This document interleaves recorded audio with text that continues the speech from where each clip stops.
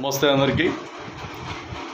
కొంతమంది ఒక అరటి పండు తినలేరు, ఒక మామిడి పండు తినలేరు. ఈ మామిడి పండు అరటి పండు తిననోడు కూడా వేల కోట్ల రూపాయలు సంపాదించాడు, కానీ వాడు మామిడి పండు అరటి పండు మాత్రం తినలేడు. అలాంటప్పుడు ఈ వేల కోట్ల రూపాయలు వాళ్ళ కుటుంబాలు, ఇంకా పుట్టిన కుటుంబాలు, పెరిగే కుటుంబాలు, ఇంకా కుటుంబాలు బాగా బతకాలని ఆలోచన చేసి ఇన్ని కోట్ల రూపాయలు సంపాదిస్తాడు రకరకాలుగా ఆలోచనలతో. కానీ వాడు చనిపోయేటప్పుడు వాని జీవన విధానం శైలిలో ఏదొక స్పీడ్ ముక్క తినాలన్నా కూడా భయం.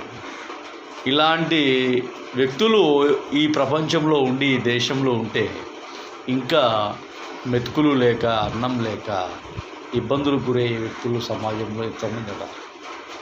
మరి వీరందరికీ ఏదో ఒక చోట, ఏదో ఒక టైంలో, ఎప్పుడో ఒకసారి సహాయం చేయాలనే ఆలోచన మాత్రం వీళ్ళకు ఉండదు.